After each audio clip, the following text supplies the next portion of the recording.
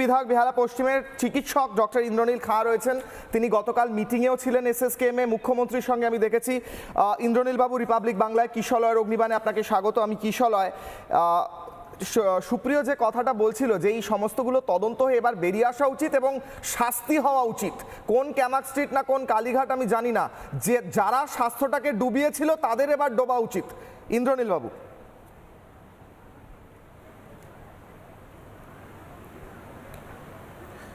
দেখুন, স্বাস্থ্যক্ষেত্রে হাসপাতাল হবে কি, সেখানে মানুষ যাবে, সুস্থ হতে যাবে, রোগী পরিষেবা পাবে। কিন্তু পরিষেবার জায়গায় সেখানে তৃণমূল কংগ্রেস আমলে দুর্নীতির আখড়া বানিয়ে দিয়েছিল। আমি এখন আপনাদের সঙ্গে এই যে বসছি, এখন আমি আসছি বিদ্যাসাগর হাসপাতাল থেকে।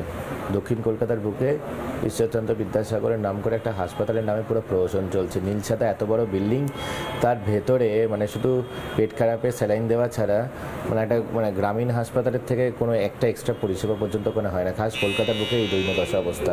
সেখানে হার্ট অ্যাটাকের চিকিৎসা হয় না, স্ট্রোকের চিকিৎসা হয় না, আইসিইউর বেড নেই, বাচ্চা সিক নিওনেট তার জন্য একটা এসএনসিইউ নেই। এই পরিস্থিতি রয়েছে। এটা পুরো এবং বেহালার পূর্ব পশ্চিম মিলিয়ে প্রায় 10 লক্ষ মানুষ এখানে থাকে, তাদের জন্য একটা প্রপার হাসপাতাল নেই। অথচ নীলসাদা বিল্ডিং এবং সেখানে সিন্ডিকেট অপারেট করছে কি, এখানে আমি যখন কথা বলছি বিভিন্ন মানুষের সঙ্গে, রোগীর পরিজনদের সাথে, সেখানে বলছে যে এখানে সিন্ডিকেট কোথায় কাদের সিন্ডিকেট আছে, সেই সব বিভিন্ন সব এদের নাম আছে।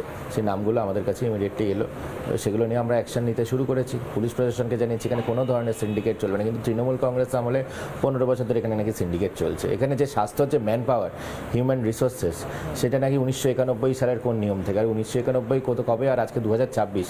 মাঝখানে তৃণমূল কংগ্রেস আমল গেছে, সিপিএম আমল গেছে। এর মাঝখানে একবারের জন্য কোনো হিউম্যান রিসোর্স কীভাবে, কোথায় কতজন ডাক্তার দরকার, কোথায় কতজন নার্স দরকার, কোথায় কতজন প্যারামেডিক্স দরকার, সেই যে স্টাফ ডিপ্লয়মেন্ট কোথায় দরকার, সেই রিকোয়ারমেন্ট নিয়ে কোনো রুলস, কোনো গাইডলাইন্স কিছুই আসেনি রাজ্য সরকারের তরফ থেকে। এবং তার ফলে একটা সিভিয়ার স্টাফ শর্টেজে এরা ভুগছে।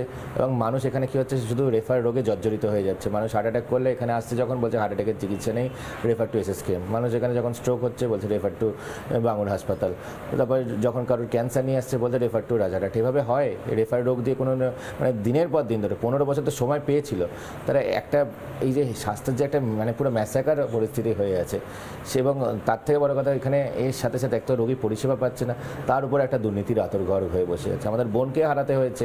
আজিকর কী কাণ্ড ঘটলো আপনি ভাবুন, কী পরিস্থিতি হয়েছে। এই যে দুর্নীতির চক্রে, এই দুর্নীতির চক্রে যেটা আজিকর কাণ্ডের পর প্রকাশ্যে এসছে, সেটা সমগ্র পশ্চিমবঙ্গ জুড়ে একটা হাসপাতালের মধ্যে এইভাবে, মেডিকেল কলেজের মধ্যে এইভাবে অপারেট করেছে।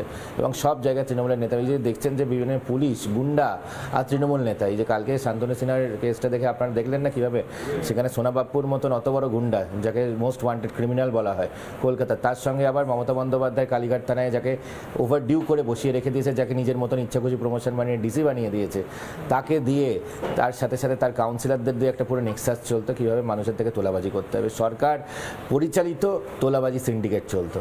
সেখানে পুলিশ প্রশাসন, গুন্ডা মাস্তান সব মিলিয়ে, রাজ্যের শাসক দল সব মিলিয়ে করতো। এই পরিস্থিতি থেকে পরিত্রাণ মানুষ চেয়েছে। এবং এটা এখানে আমাদের পুরো এই স্বাস্থ্যক্ষেত্রেও এরকমভাবে সিন্ডিকেটগুলো অপারেট করছে। সেই সিন্ডিকেটগুলো এখন ভাঙার সময় হয়েছে। এবং মুখ্যমন্ত্রী মাননীয় শ্রী শুভেন্দু অধিকারী মহাশয় গতকাল বৈঠকে স্ট্রিক্ট নির্দেশ দিয়েছেন যে হাসপাতালে মানুষ আসবে এখানে রোগী পরিষেবা নিতে, রোগী সুস্থ হতে, চিকিৎসার জন্য। এখানে কোনো ধরনের ইলিগাল স্ট্রাকচার, এখানে তৃণমূল যেভাবে পার্টি অফিস বানিয়ে রেখেছে সব হাসপাতালগুলোর মধ্যে, এইসব কোনো ধরনের ইলিগাল অ্যাক্টিভিটিস যেগুলো হাসপাতালে পরিষেবার সঙ্গে যুক্ত নয়, সেই ধরনের কোনো কাজ হবে না। এখানে সিন্ডিকেটের ঘর বানিয়ে রেখে দিয়েছে। সেই সব সিন্ডিকেটের কোনো স্থান হাসপাতাল হতে পারে না। হাসপাতাল হতে পারে শুধু চিকিৎসার স্থান। হাসপাতাল, মেডিকেল কলেজগুলো হতে পারে পড়াশোনা এবং চিকিৎসার স্থান, গবেষণার স্থান। সেইগুলোকে পুরো স্বাস্থ্য ব্যবস্থাকে ঢেলে সাজানোর কথা সম্মানীয় মুখ্যমন্ত্রী শ্রী শুভেন্দু অধিকারী মহাশয় গতকাল সেই মর্মে নির্দেশ দিয়েছেন। স্বাস্থ্য সেই মর্মে নির্দেশ দিয়েছেন। ইন্দ্রনীল বাবু একটু সঙ্গে থাকুন, আমি আসছি। নানা ধরনের কন্টেন্ট দেখার জন্য লাইক করুন, শেয়ার করুন আমাদের ফেসবুক পেজ, সাবস্ক্রাইব করুন আমাদের ইউটিউব চ্যানেল। পাশাপাশি অন্যান্য ব্রেকিং নিউজের জন্য অবশ্যই চোখ রাখুন রিপাবলিক বাংলায়।